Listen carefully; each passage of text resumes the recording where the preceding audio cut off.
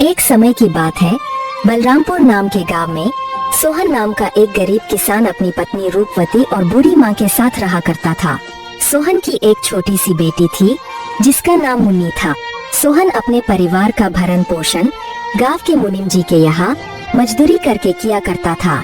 सोहन का घर का गुजारा बहुत मुश्किल से हो पाता था।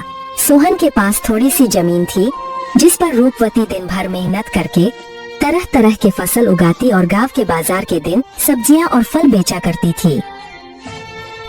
सारे बलरामपुर वासी रूपवती से ही सब्जियां और फल खरीदते। सब्जी ले लो, फल और सब्जी ले लो, ताज़ा ताज़ा सब्जी ले लो, फल और सब्जी ले लो।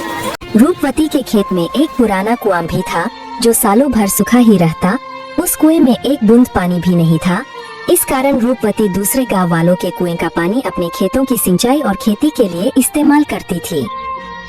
अपने कुएं से पानी लेते देखकर कुएं के मालिक हरिदास को रूपवती से बहुत जलन होती थी। एक दिन जब रूपवती अपने खेतों में मेहनत से काम कर रही थी, तभी वहां कुएं का मालिक हरिदास आता है और रूपवती से कहता है, अरे रूपवती कैसी हो? खेतों का काम कैसा चल रहा है? मैं ठीक हूँ हरिदास चाचा, खेतों का काम भी ठीक ही चल रहा है। मैं यह कह रहा था रूपवती कि मैं तुम्हें बहुत सालों से अपने कुएं का पानी देता आ रहा हूँ। अब मैं तुम्हें अपने कुएं का पानी नहीं दे सकता क्योंकि गर्मियों का समय आने वाली है और मेरे कुएं में पानी बहुत कम हो गया है। लेकिन हरिदास चाचा, अभी तो गर्मियों का समय आने में 2-3 महीने बाकी है। तब तक मैं अपने खेतों का काम कैसे करूँगी, आप ही बताइए चाचा। मैं कुछ नहीं जानता रूपवती, यह तुम्हारी दिक्कत है। तुम अपना समझो, मैं तुम्हें अपने कुएं का पानी नहीं दे सकता। यह सुनकर रूपवती मन ही मन बहुत दुखी हो जाती है और घर जाकर अपने पति सोहन को सारी बातें बताती है। यह क्या हो गया भाग्यवान, यह क्या परेशानी आ पड़ी? अब हमारा घर का गुजारा कैसे होगा? आप चिंता ना करो भाग्यवान, ऊपर वाला सब देख रहा है। प्रभु हमारी मदद जरूर करेंगे। अच्छा ठीक है रूपवती, तुम जाकर आराम करो, मैं हरिदास काका से मिलकर आता हूँ।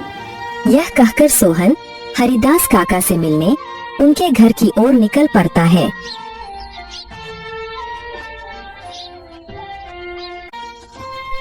हरिदास काका, अरे ओ हरिदास काका, घर में हो कि नहीं? अरे कौन है भाई? रुको, आता हूँ। अरे सोहन तुम हो? मेरे घर कैसे आना हुआ? हरिदास काका, मुझे रूपवती ने बताया कि आपने हमें कुएं का पानी देने से मना कर दिया। हाँ सोहन, यह बात सच है कि मैंने रूपवती को अपने कुएं का पानी लेने के लिए मना कर दिया। ऐसा क्या हो गया हरिदास काका? देखो सोहन, मैं तुम्हें कई सालों से अपने कुएं का पानी देता आ रहा हूँ और इस बार गर्मियों का समय आने वाली है। इस कारण मेरे कुएं का पानी बिल्कुल सूख कर कम हो गया है। अगर मैं तुम्हें अपने कुएं का पानी देता हूँ तो मुझे गर्मियों में बहुत परेशानी होगी। लेकिन हरिदास काका, अभी तो गर्मियाँ आने में 2-3 महीने का समय है, तब तक मेरे खेतों का क्या होगा? मैं कुछ नहीं जानता सोहन, मैंने रूपवती को भी कहा था कि यह तुम्हारी समस्या है। मैं तुम लोगों को अपने कुएं का पानी नहीं दे सकता। सोहन हरिदास काका को कुएं का पानी देने के लिए मनाने का बहुत कोशिश करता है, लेकिन हरिदास नहीं मानता है। फिर सोहन दुखी होकर थक हार के अपने घर की ओर निकल पड़ता है। क्या हुआ? हरिदास काका ने क्या कहा? ना रूपवती, हरिदास काका ने पानी देने से मना कर दिया। कह रहे थे अगर मैं तुम्हें पानी देता हूँ तो मुझे गर्मियों में बहुत परेशानी होगी। पानी के बिना क्या होगा भाग्यवान? हमारे सारे खेत तो सूख जाएंगे और हमारा गुजारा कैसे होगा? अच्छा, वो जो हमारा पुराना कुआं है उसको खुदवाने में कितना खर्च लगेगा? भाग्यवान 500 रुपए तो लग ही जाएंगे। अरे हमारे पास इतने पैसे तो है ही नहीं। अच्छा, अगर मैं खुद से ही कुएं को खोद दूं तो? क्या आप कर लेंगे? हाँ, अब कुआं मिस्त्री कर लेगा तो मैं क्यों नहीं कर लूँगा। अच्छा भाग्यवान, कल सुबह सुबह दोनों कुएं के पास चलेंगे। भाग्यवान जाओ, मुझे बहुत भूख लग रही है। जाओ जाओ, घर में जो कुछ भी है वो फटाफट लेकर आओ। इतने ही बीच में उन्हें एक आवाज सुनाई देती है। ये किसकी आवाज है? वह दोनों बाहर निकलकर देखते हैं तो एक साधु महाराज उनके घर के बाहर भिक्षा मांगने के लिए खड़े होते हैं। जो कुछ भी घर में हो, चावल, गेहूं, बाजरा, दाल, वो मुझे दे दो बेटा।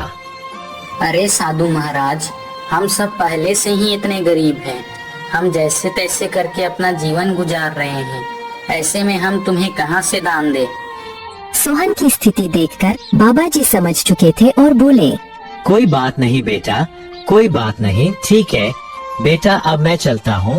मैं किसी और के घर में भिक्षा मांग कर खा लूंगा। अरे रूपवती, हमारे घर में बाबा को देने लायक कोई भोजन है क्या? भाग्यवान, हमारे घर में बाबा को देने लायक कुछ भी नहीं है। केवल थोड़े से चावल थे जो तुम्हारे लिए बचा कर रख दिए थे। अगर वह बाबा को दे देंगे तो तुम्हें भूखा रहना पड़ेगा। रुकिए बाबा, भाग्यवान जाओ और मेरे हिस्से का भोजन है वो जाकर बाबा को दे दो। लेकिन भाग्यवान, अगर मैंने आपके हिस्से का चावल बाबा को दे दिया तो तुम्हें भूखा रहना पड़ेगा। तुम उसकी चिंता मत करो भाग्यवान। अगर वैसे भी अगर मैं बाबा को भूखा जाने दूंगा तो मेरे गले से भोजन नहीं उतरेगा। जाओ वो भोजन लेकर आओ। सोहन की पत्नी सोहन के अनुसार सोहन के हिस्से का भोजन बाबा को दे देती है। धन्यवाद बेटा, धन्यवाद। भले ही तेरे अभी बुरे दिन चल रहे हैं, मगर ऊपर वाला सब देख रहा है। वह एक दिन तेरी अवश्य सुनेगा। फिर अगले दिन सुबह सुबह दोनों सोहन और उसकी पत्नी रूपवती अपने कुएं की खुदाई करने अपने खेत की ओर चल देते हैं।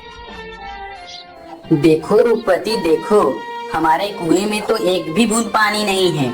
हाँ भाग्यवान, प्रभु हमारी कौन सी परीक्षा ले रहे हैं। फिर सोहन कुएं में नीचे उतरकर कुएं की खुदाई शुरू कर देता है।